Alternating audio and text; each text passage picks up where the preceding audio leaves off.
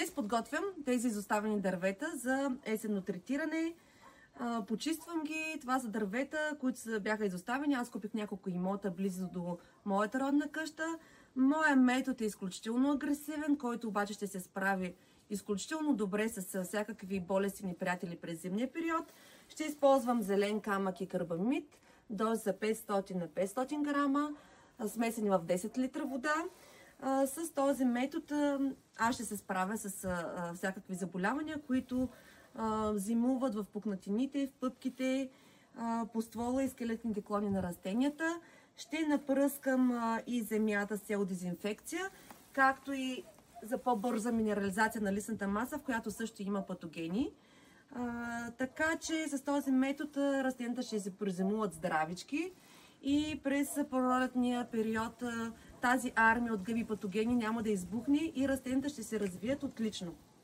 За растения, които са в добър здравен статус, ще използвам по-меки дози. Ще напръскам само с зелен камък, костилкови в доза 300 грама на 10 литра, за семкови култури 500 грама на 10 литра.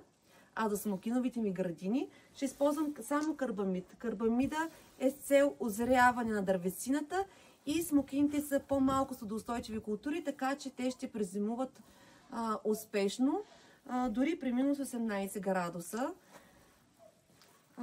Важно за тези методи е да има следните условия.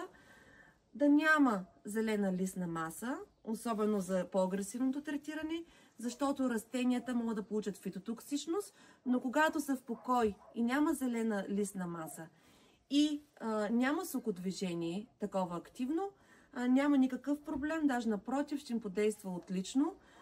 Времето също така трябва да бъде над 5 градуса външна температура и друго важно условие е да не вали следващия един ден, защото тези продукти са контактни и целта е да не бъдат измити от дървесината.